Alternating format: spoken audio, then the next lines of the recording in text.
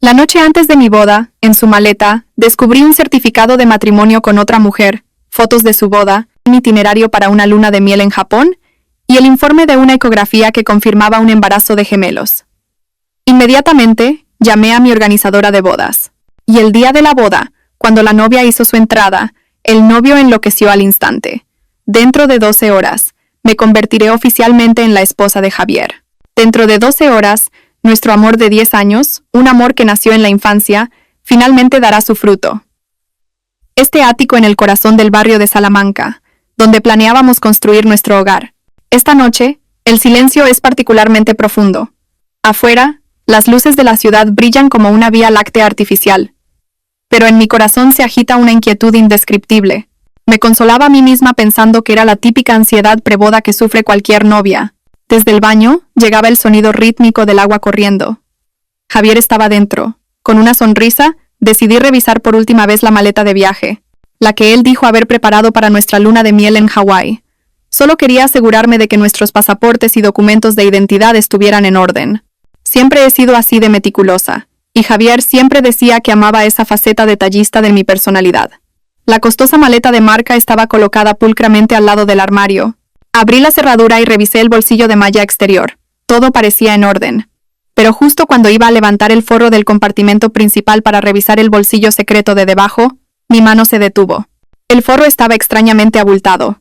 Mis manos temblaban, pero sentí un archivador de plástico duro escondido bajo la tela. Mi corazón dio un vuelco.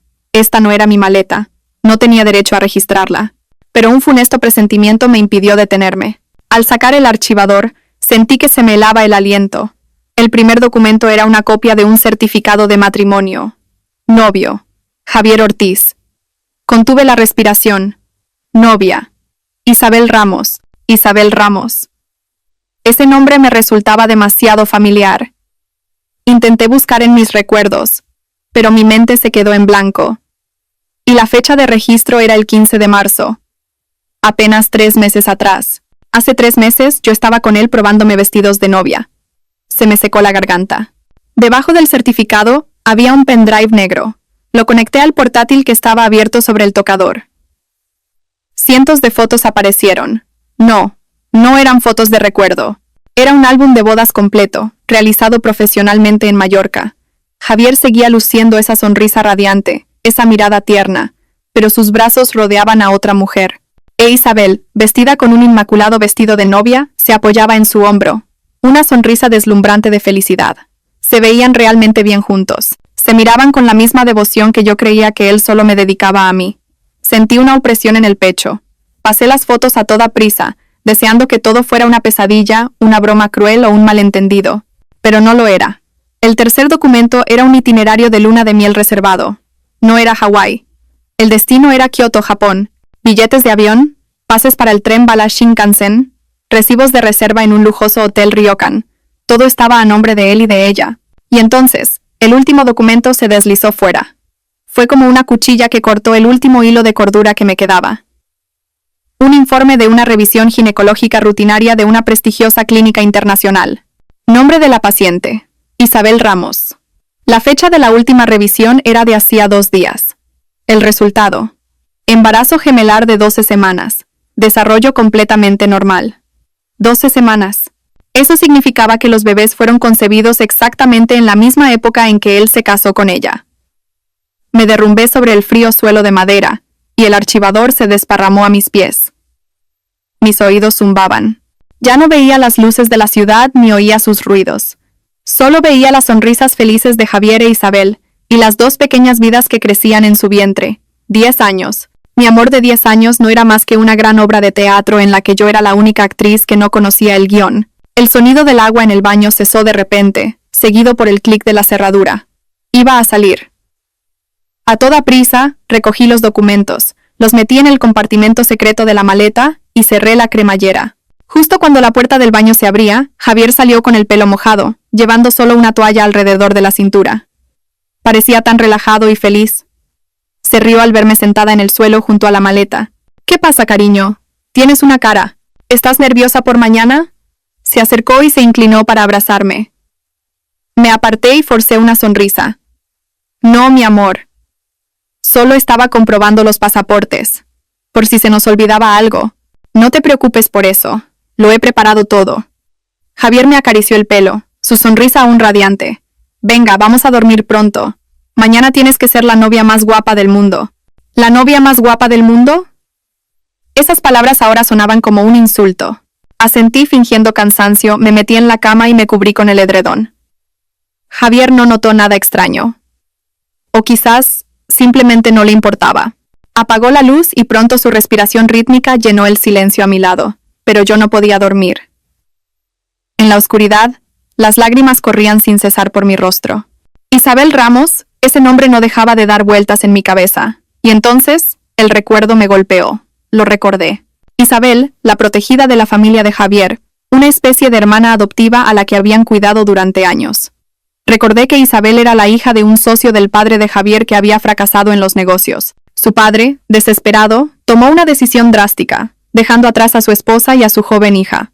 La madre de Javier, la señora Ortiz, se compadeció de ella y la acogió en su casa, criándola como a un miembro más de la familia. En aquel entonces pensé que la señora Ortiz era una mujer bondadosa y generosa. Isabel era unos años menor que nosotros, siempre con una apariencia frágil y delicada, llamando a Javier por su nombre y a mí Lucía, siempre con la cabeza gacha. Sentía lástima por su situación. Incluso llegué a regañar a Javier cuando se mostraba frío y distante con ella.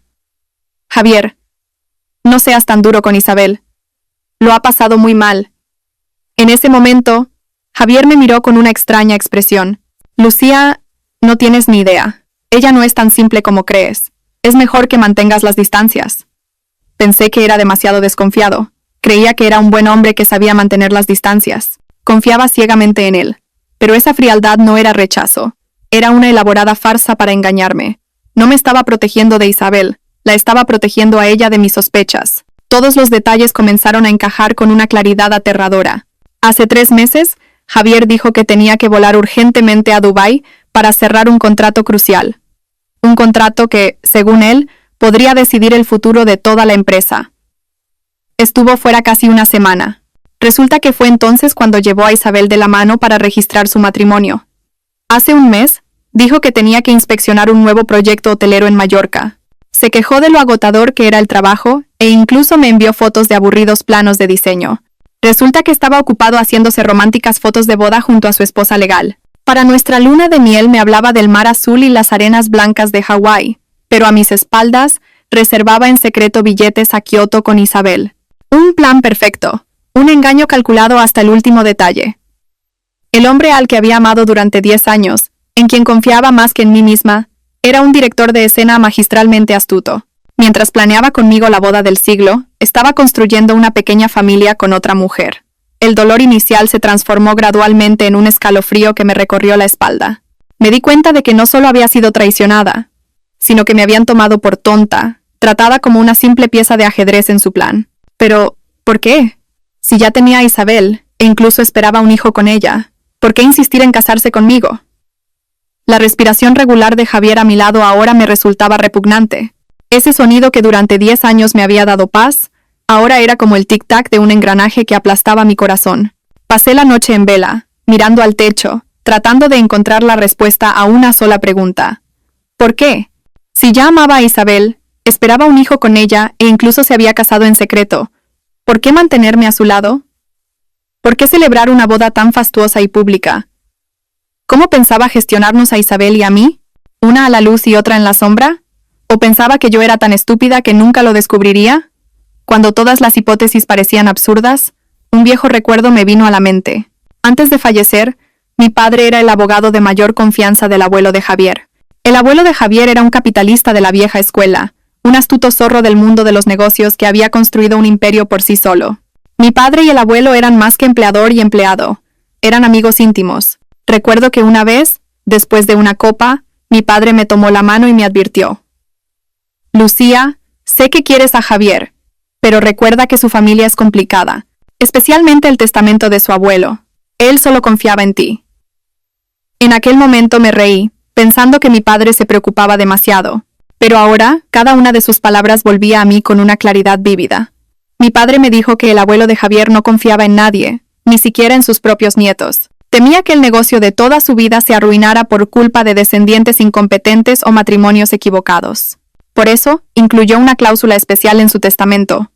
Javier, como heredero principal, solo heredaría el 100% de las acciones del grupo si se casaba legalmente conmigo, Lucía, antes de cumplir los 30 años. Y mañana, el día de nuestra boda, era precisamente el 30º cumpleaños de Javier. Ahora lo entendía todo. No se trataba de amor, sino de miles de millones de euros. Mi amor de 10 años con mi amigo de la infancia era simplemente una condición necesaria estipulada en su contrato de herencia. Si no se casaba conmigo, lo perdería todo. Y lo que era peor, el testamento también especificaba que si se descubría que había cometido bigamia o tenía hijos fuera del matrimonio antes de casarse conmigo, la cláusula de la herencia quedaría inmediatamente anulada. Un escalofrío me recorrió la espalda. No estaba tratando con un simple traidor, sino con un estafador metódico. Había cometido un delito de bigamia. Necesitaba la boda conmigo para legalizar su herencia y engañar a los accionistas y a la junta directiva familiar. Y también entendí por qué ese archivador estaba en la maleta. No fue un accidente, fue una trampa diseñada. Isabel, esa frágil hermana adoptiva, quería que lo encontrara. ¿Qué esperaba que hiciera? Quería que perdiera la cabeza, que, consumida por los celos, cancelara la boda en el último momento. Si yo cancelaba la boda, Javier no cumpliría las condiciones del testamento y perdería toda su fortuna. Pero al mismo tiempo, él se libraría de mí, e Isabel se quedaría a su lado como su única esposa legal. 2 pájaros de un tiro. Pretendía destruirnos a Javier y a mí. Me subestimaron. Pensaron que lloraría, gritaría y le confrontaría desesperada, como cuando discutíamos por tonterías en nuestros días de estudiantes. Pero no sabían que esta traición extrema no me destrozaría, sino que me volvería aterradoramente fría. Me levanté de la cama, muy despacio, en silencio. Caminé descalza sobre el frío suelo de roble. Al llegar al salón, las luces de la ciudad seguían brillando, pero para mis ojos no eran más que puntos de luz sin vida. Cogí mi teléfono. La pantalla se iluminó. Las 2 de la madrugada. Llamé a la señora Jiménez, la directora de la agencia de eventos que había trabajado conmigo durante 6 meses. El teléfono sonó 2 veces antes de que una voz somnolienta respondiera. «Dígame, Lucía, ¿pasa algo urgente?» Respiré hondo, tratando de que mi voz sonara normal, incluso un poco emocionada. «Señora Jiménez, disculpe a estas horas. Estoy tan nerviosa que no puedo dormir. Se me acaba de ocurrir una idea. Quiero darle a Javier una sorpresa muy grande». «¿Una sorpresa? ¿A estas horas?» La señora Jiménez parecía más despierta. «La boda de mañana», dije con una voz cargada de falso entusiasmo. «Todo el programa sigue igual. No cambie nada. Pero el video conmemorativo que íbamos a proyectar al principio, quiero cambiarlo un poco. Acabo de terminar otro video. Mucho más emotivo y significativo. Le enviaré el archivo ahora mismo. Por favor, sustitúyalo y que sea un secreto absoluto para Javier. ¿De acuerdo?» Después de colgar, me quedé sentada en la oscuridad del salón. Este ático multimillonario, que una vez simbolizó el éxito de Javier y nuestro futuro, ahora no era más que una jaula de oro para mí. Qué feliz había sido cuando me propuso matrimonio aquí, prometiéndome un pequeño hogar lleno de risas de niños. Pensar que todo era solo una actuación meticulosamente calculada. Isabel quería que cancelara la boda, pero no lo haré. Voy a hacerle un regalo que la hará creer que ha ganado. Miré hacia el tocador, donde se encontraba la caja de terciopelo azul oscuro con nuestras alianzas de boda. Un par de anillos de diamantes que Javier se había jactado de haber encargado especialmente a un famoso artesano en Amberes, tardando 6 meses en completarlos. «Simbolizan nuestro amor único e irrepetible», dijo. «Qué dulce mentira». Cogí la caja de terciopelo, sintiendo el frío del metal y las gemas en mi palma. Abrí mi móvil y accedí a una aplicación de mensajería de lujo con entrega programada. Dirección del destinatario. Introduje la dirección del lujoso apartamento donde vivía Isabel. Descubrí la dirección cuando a Javier se le cayó accidentalmente un recibo de los gastos de comunidad. Cuando le pregunté, lo descartó como un piso de empresa para recibir discretamente a socios importantes. Otra mentira. La hora de entrega. Mañana a las 9 de la mañana. La hora exacta en que una novia comienza a maquillarse. Dejé en blanco la nota del remitente.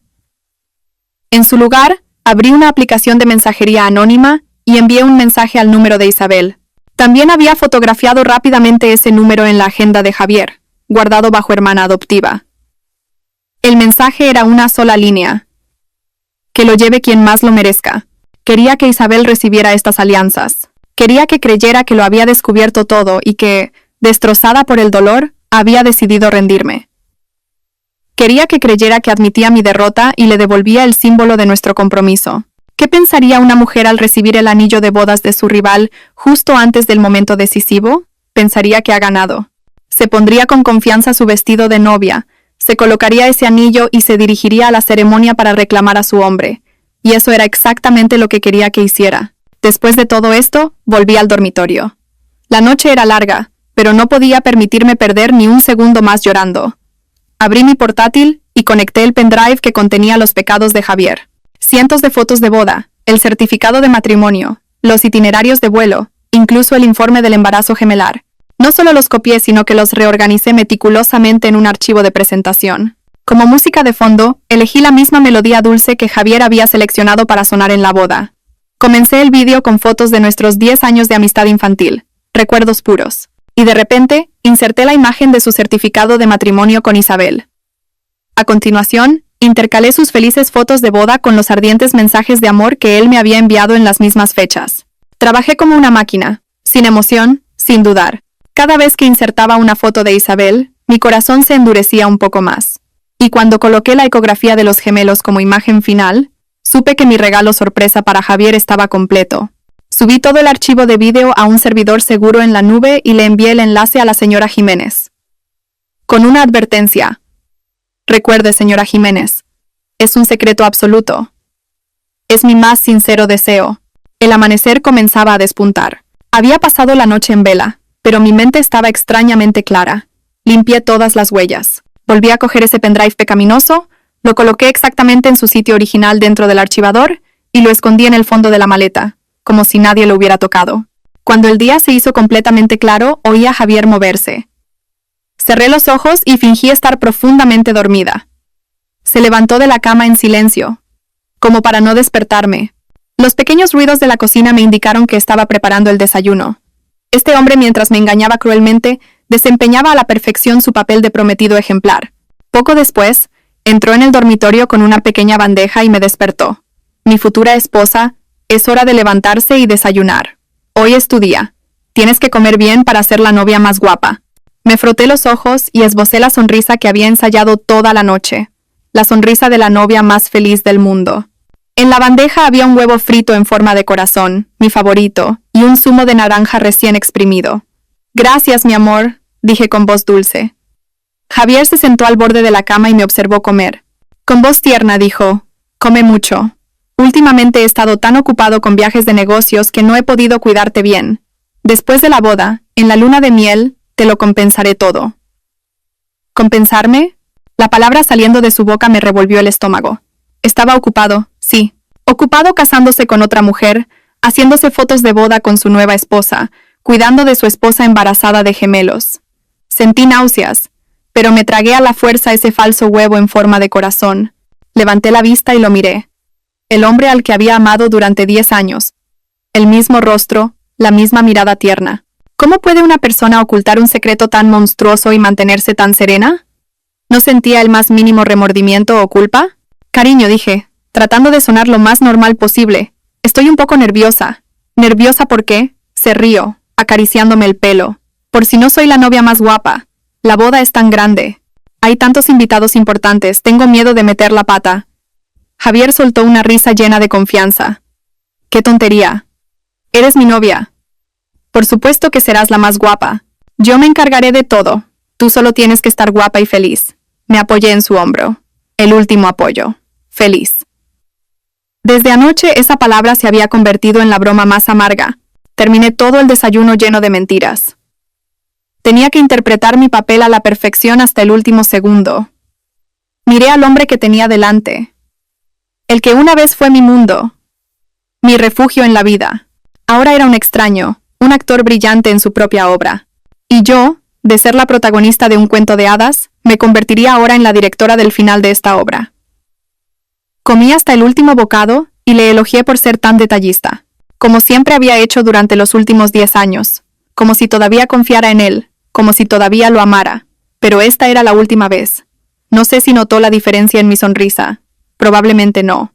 En sus ojos solo estaba la imagen de la inmensa fortuna que le esperaba después de esta boda. Me levanté y me estiré. Voy a darme una ducha. El equipo de maquillaje no tardará en llegar. Claro, ve, sonrió. Entré en el baño y cerré la puerta con pestillo. Abrí el grifo al máximo. El torrente de agua ahogó los gritos de mi corazón. Me miré en el espejo. Mis ojos estaban hinchados por la falta de sueño, pero mi mirada era aterradoramente fría y decidida. A las 8 de la mañana, como estaba previsto, sonó el timbre. El maquillador y el equipo de peluquería habían llegado. Javier les abrió la puerta y les dio la bienvenida con entusiasmo. Salí del baño en Albornoz y sonreí a todo el mundo. «Lucía, estás preciosa», exclamó una de las ayudantes. Sonreí con amargura. Sabía que tenía que salir de allí inmediatamente. No podía soportar estar sentada durante horas mientras otros pintaban mi cara, fingiendo alegría delante de Javier. No podía estar en el mismo espacio que él, ni un minuto más. Necesitaba un lugar seguro, un lugar donde pudiera respirar y preparar el último paso. Me volví hacia Javier e intenté hablar con la voz mimosa de una novia a punto de casarse. «Javier». «Sí, cariño», se volvió, todavía con su sonrisa radiante. «Estoy tan nerviosa», dije, agarrando el borde de la toalla. «Hay demasiada gente aquí, no puedo concentrarme. ¿Crees que podría ir a prepararme al hotel?» Javier frunció ligeramente el ceño. «¿Al hotel? ¿Por qué? ¿No estás más cómoda en casa?» Negué con la cabeza. «Quiero darte una sorpresa. Quiero mantener mi aspecto de novia en secreto hasta el final. Quiero que te quedes boquiabierto, que seas el más sorprendido cuando entre en la ceremonia». Enfaticé las palabras sorprendido y boquiabierto. «He reservado una suite en el hotel al lado del lugar de la ceremonia. La habitación es más grande, la iluminación es mejor, las fotos saldrán mejor que aquí. El vestido ya lo han trasladado allí. No vengas. Si vienes, me enfadaré de verdad». Vi un destello de sorpresa en los ojos de Javier, seguido de un evidente alivio. Pude leer sus pensamientos. Suspiró aliviado. Probablemente a él también le preocupaba que Isabel pudiera aparecer en el ático y armar un escándalo. Que yo misma me marchara a otro lugar, un lugar público y con más seguridad, era justo lo que él deseaba. Le permitiría controlar la situación aquí más fácilmente y evitaría que me encontrara con Isabel si ella aparecía. No sabía que él mismo estaba liberando a su presa de la jaula. «De acuerdo, mi amor», dijo con una gran sonrisa, acercándose para abrazarme. «Si eso te hace feliz. Hoy todo será como tú quieras. Lo que sea que desees». Me besó en la frente. Luché para no temblar ante ese beso gélido. «Entonces me voy ahora mismo.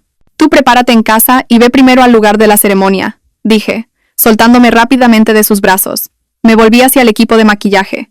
«Les pido que hagan el esfuerzo. Vayamos al hotel. Mi equipaje está en esa habitación. Les agradecería que lo trajeran». Me cambié rápidamente a un vestido sencillo y cogí el bolso que había preparado la noche anterior. Dentro no había nada más que mi teléfono, la cartera, el pasaporte y un pequeño disco duro externo con todas las pruebas. Salí por la puerta y le sonreí a Javier, despidiéndome con la mano. «Nos vemos en la ceremonia, mi amor». «Sí, nos vemos allí». «Te quiero», respondió Javier, también despidiéndose con una sonrisa de satisfacción. La pesada puerta metálica del ascensor se cerró lentamente, ocultando su falsa sonrisa y su mirada culpable. En cuanto la puerta se cerró, mi sonrisa también desapareció. Fui a la lujosa suite del hotel, a pocos pasos del lugar de la ceremonia. La habitación era espaciosa, y a través de sus ventanales se veía toda la ciudad. El equipo de maquillaje montó rápidamente su equipo. El olor a cosméticos profesionales, el zumbido del secador. Debería haberme llenado de la emoción de una novia, pero en mi corazón solo había una fría calma. En cuanto me senté en la silla del tocador, mi teléfono principal sonó. Era la madre